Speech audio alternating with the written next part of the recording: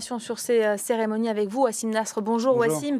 On se souvient au lendemain du 13 novembre, on l'avait d'ailleurs évoqué ensemble sur ce plateau il y a 2 ans, des failles au sein des systèmes de renseignement, du renseignement intérieur notamment, avaient été très vite pointées du doigt. Rapidement pour le bilan, on en est où 2 ans après? Est-ce qu'on fait mieux maintenant?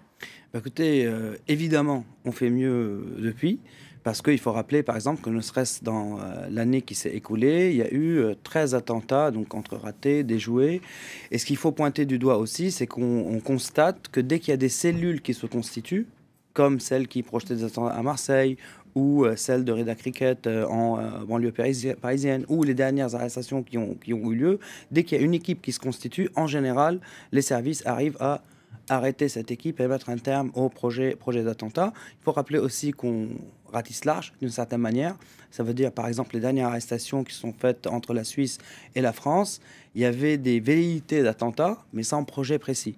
C'était la semaine dernière. C'était la semaine dernière. Une dizaine de personnes arrêtées au total, 3 sites visés. Voilà, dont un ancien légionnaire français, dont un ancien légionnaire français de 65 ans. Donc on voit que là, la moyenne d'âge, elle va grimper avec cet aspect anti-raciste de 65 ans, sachant qu'il n'y avait pas d'armes, il n'y avait pas de projet précis. Donc les nouvelles lois, les nouvelles dispositions, les nouveaux outils techniques qui ont été donnés aux services de renseignement, que ce soit la DGSI ou le GIGN, etc., permettent aujourd'hui de prévenir plus d'attentats et de ratisser beaucoup plus large. Il faut essayer d'imaginer aussi qu'en 2015, beaucoup avaient du mal à imaginer qu'un groupe, donc comme l'État islamique, avait les moyens de projeter une équipe telle que l'équipe de 13 novembre pour commettre ce qui a été commis ici en France et la suite qu'il y a eu après, bien sûr, avec les attentats de Bruxelles.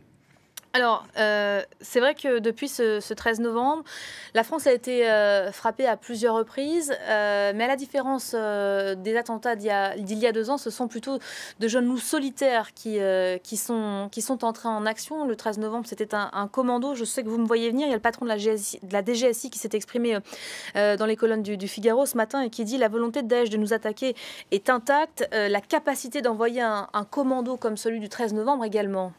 Écoutez, la volonté est intacte, oui.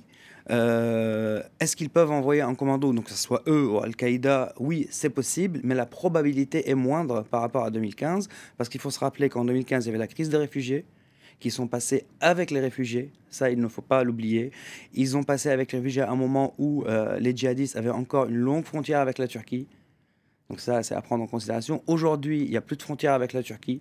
La frontière turque est hermétique. Il y a une zone tenue par le PKK, le YPG et Kurdes qui est assez importante. Ils ont perdu Raqqa, ils ont perdu leur centre de commandement. Et aujourd'hui, les services et les autorités en Occident, elles sont beaucoup plus attentives à ce genre de stratagème, parce qu'il faut aussi rappeler qu'ils sont passés avec de vrais faux passeports syriens, et encore une fois, ils ont profité du flux de réfugiés qui était ingérable. Aujourd'hui, ce n'est plus le cas. Mais la volonté, bien sûr, de frapper les intérêts occidentaux est intacte, et il faut essayer aussi d'être imaginatif, parce qu'eux, ils le sont. Ça veut dire, avant le 13 novembre, beaucoup disaient on n'imagine pas qu'il y aurait eu un truc comme ça, des attaques simultanées. Avant le 11 septembre, personne n'imaginait le 11 septembre. Donc eux, ils sont en train d'essayer d'imaginer des stratagèmes, peut-être de frapper les intérêts de la France ou des Occidentaux ailleurs qu'en France, à l'extérieur du territoire. Parce que, bon, la diaspora française est grande, les djihadistes sont implantés dans plusieurs pays au sud de la Méditerranée, dont certains binationaux, donc français ou européens. Et ça aussi, ce sont des scénarios qui sont pris en considération aujourd'hui et qui ne l'étaient pas à l'époque. Alors la DGSI toujours communique des chiffres. 1200 Français seraient encore en zone irako-syrienne, parmi lesquels un certain nombre d'enfants, mais qui vont grandir là aussi, ça constitue une autre question. Mais est-ce que ces personnes qui vont potentiellement rentrer un jour constituent une menace pour le territoire, et à quel point aussi ? Écoutez, on sait, en tout cas aujourd'hui, parmi ceux qui sont rentrés, beaucoup ont maintenu leurs convictions idéologiques djihadistes. Parmi ceux qui sont incarcérés aujourd'hui en France, les premières vagues de retour qui datent de 2013, 2014, 2015, etc. Aujourd'hui, il y a très peu de retours pour les mêmes raisons que je venais d'évoquer, c'est qu'il n'y a plus de frontières communes avec la Turquie. Donc les djihadistes, en général, sont un peu coincés sur une zone qui se réduit de jour en jour. Mais il faut imaginer aussi que tout cela, comme l'a dit le patron de la DGSI, ils sont répertoriés. Ils sont connus par leur nom, par leur prénom. Et aujourd'hui, qu'ils puissent passer avec des faux passeports, etc., comme l'équipe d'Abaoud ou l'équipe belge, c'est c'est possible, mais c'est beaucoup moins facile à faire. Donc ceux qui constituent un vrai danger sont ceux qui sont inconnus. Donc ils peuvent agir de leur propre initiative au nom du groupe. Ceux qui sont ici depuis un moment, parce qu'on a eu des précédents, par exemple en Allemagne, il y a un réfugié qui était réfugié en Allemagne depuis 2012 et qui a fini par agir au nom de l'État islamique, sans faire de dégâts, mais quand même au nom de l'État islamique, un réfugié irakien.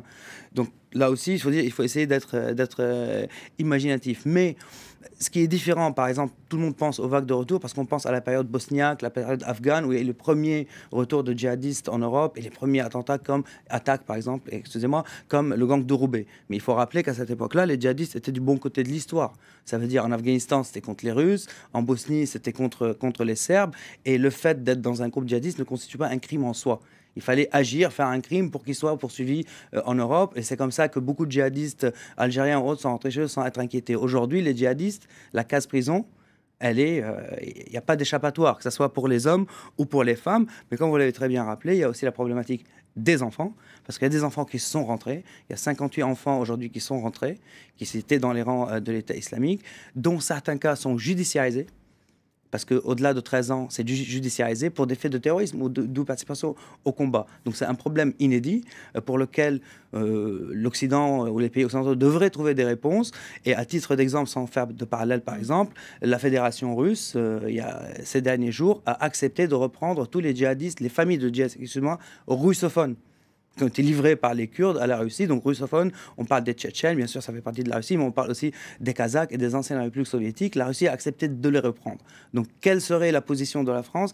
C'est en tout cas, c'est en réflexion, parce que c'est des vraies problématiques. Parce que si le président Macron, par exemple, et Le Drian reconnaissent l'autorité judiciaire irakienne, c'est un autre problème en Syrie, quand on sait qu'il y en a avec les Kurdes, il y en a avec les rebelles syriens, et demain, peut-être qu'il y en aura entre les mains de Damas ou du Hezbollah libanais. Voilà, ça reste encore une question à définir, à déterminer. Merci beaucoup, Wassim, pour l'éclairage. C'était notre chronique du jour. Vous restez avec nous, l'info